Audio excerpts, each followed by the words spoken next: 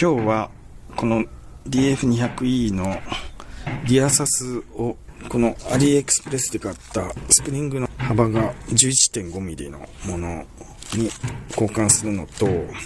あとこのスイングアームの軸の部分をベアリング化したいと思います。で、これはモノタロウで買った NTN の HMK2030 ですね。これをこちらのベアリングなしの樹脂のカラーでベアリングの代わりになってるんですけれども、その代わりにこれをやって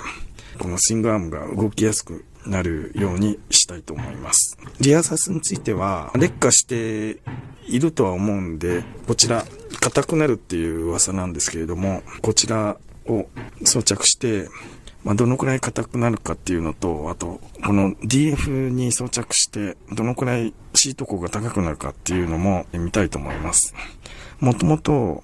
ジェベル200よりも 1.5 センチ低いんですけれども、ジェベルからも 2,3 センチ高くなるっていう噂なんで、相当高くなるんじゃないかとは思います。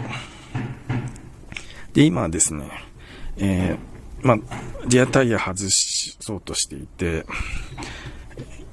その後スイングアームを外すとか、その前にリンクのところを外したりします。今ですね、スイングアームを下ろしてリアサスを取りました。で、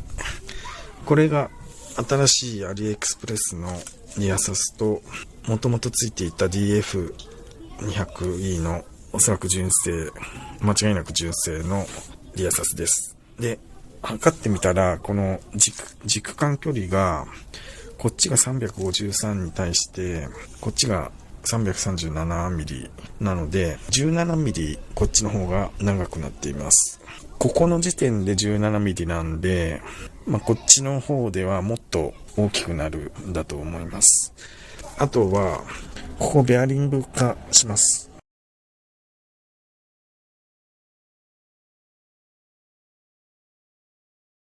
こんな感じで樹脂のブッシングを抜いています。これは塩ビ管を使っています。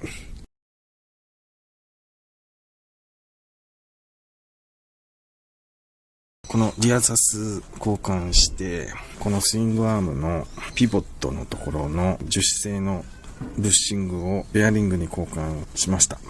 完成して一応2日ぐらい乗ってみました。やはりこのスイングアームの動きは良くなっています。このリアサスが 17mm ここの段階で長くなっていることによって、後ろの